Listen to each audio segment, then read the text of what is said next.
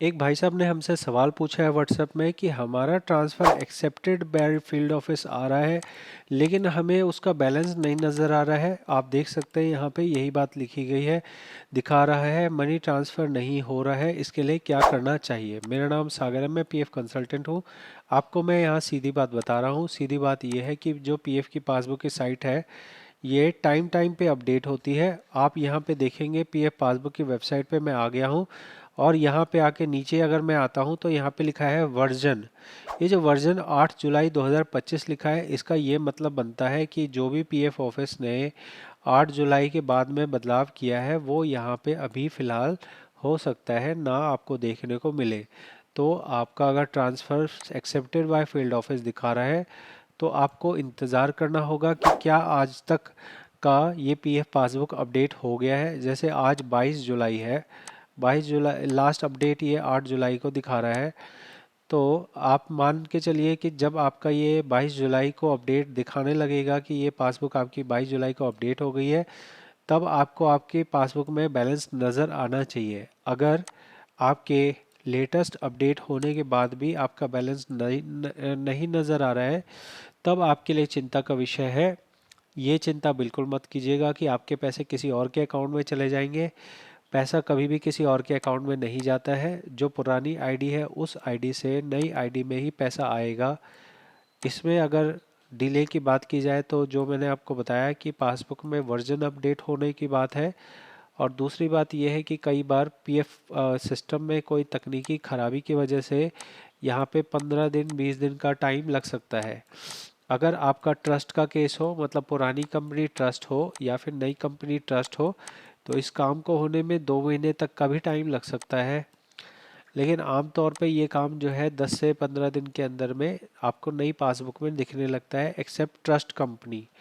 और ये तरीके से आपका, आप मान के चलिए कि अगर एक्सेप्टेड बाय फील्ड ऑफिस आ रहा है तो आपका ट्रांसफ़र कंप्लीट हो चुका है, आपको कुछ भी करने की ज़रूरत नहीं है। लेकिन ट्रांसफ़र आपको नई पासबुक में दिख जाए उसके बाद ही आप निकालने का कार्यक्रम कर सकते हैं।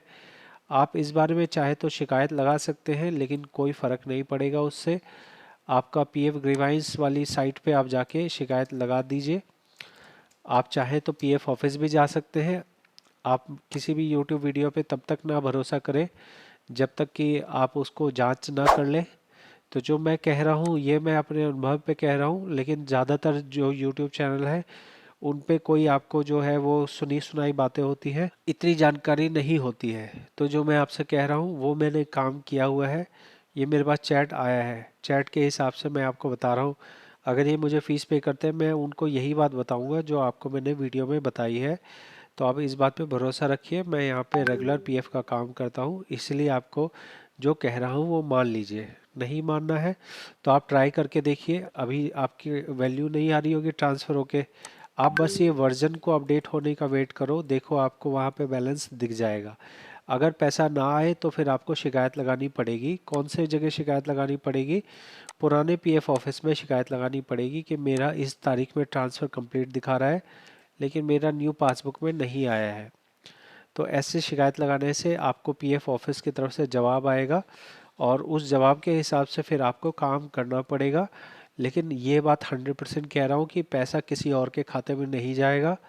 पैसा आपके पास, आपके खाते में ही रहेगा। या तो पुराने खाते में वापस चला जाए या फिर नए खाते में आ जाए। जो पेंडिंग वगैरह वाली बात होगी उसको क्लियर कर दिया जाए और तब नए आईडी में आपके पैसे आ जाए। कंप्लीट जानकारी मैंने दे दी है। आपको अगर ये वीडियो अच्छी लगी हो तो ज़रूर से सपोर्ट कीजिए सब्सक्राइब करके। पर्सनल कंसल्ट करना हो पीएफ के किसी भी विषय के बारे में तो आप कंसल्ट कर सकते हैं।